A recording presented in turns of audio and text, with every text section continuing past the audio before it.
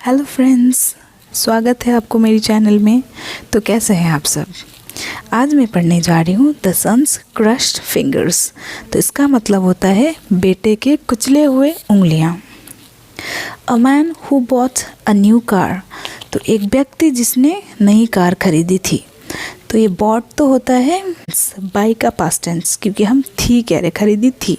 Past tense भूतकाल, जिसे हम हिंदी में कहते हैं। Came to his house to show it to his wife. तो वो कहाँ आया? अपने घर आया उसकी बीवी को दिखाने के लिए।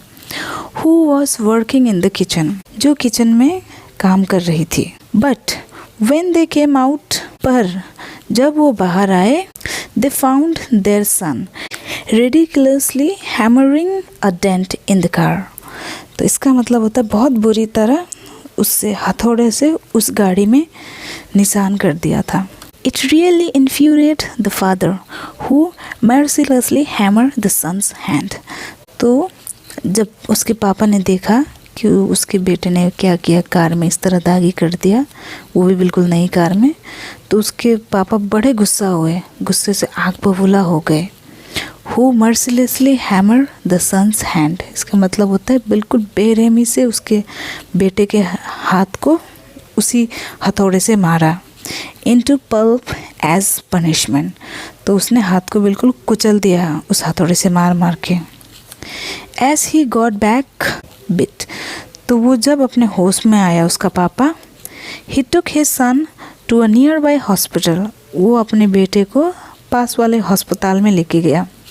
Where in order to save his hand। तो where to order मतलब जहाँ पे उसके हाथों को बचाने के लिए the doctor finally had to amputate the fingers from boy's both hand। डॉक्टरों को आखिरकार लड़के के दोनों हाथों की उंगलियां काटनी पड़ी। तो डॉक्टरों को आखिरकार लड़के के दोनों हाथ की उंगलियां काटनी पड़ी।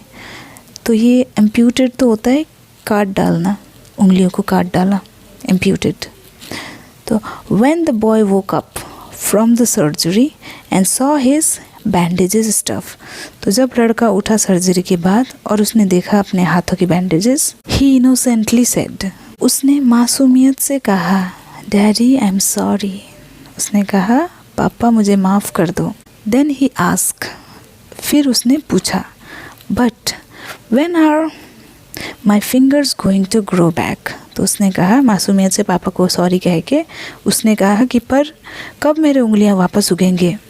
The incident tormented the father and he committed suicide. तो उस इंसिडेंट से मतलब उस घटना से उसके पापा को इतना दुख हुआ कि उसने सुसाइड कर लिया। His one evil step. तो उसका एक बहुत बुरा कदम not only spoiled his child's hand but also snatched a father's hand from the child। तो उसके एक गलत कदम से ना केवल उस बच्चे का हाथ खराब किया, बल्कि उसने उसके पिता का हाथ भी छीन लिया। यानी कि इसको हम कह सकते हैं उस बच्चे के सर से उसके पिता का साया छीन लिया, उसके पिता को भी छीन लिया उसके पिता ने, क्योंकि उसने खुद सुसाइड कर लिया, बेचारा तो अनाथ हो गया। Any action we take in rage may haunt us। तो इसका मतलब होता है गुस्से में लिया हुआ कोई भी निर्णय हमें परेशान कर सकती है, यानी हमारा ही बुरा कर सकती है। So pause and ponder for a while to reach any decision। तो इसका मतलब होता है क्रोध में लिया गया कोई भी कार्य हमें परेशान कर सकता है, इसीलिए किसी भी निर्णय लेने से पहले रुके, सोचे और फिर फैसला करें।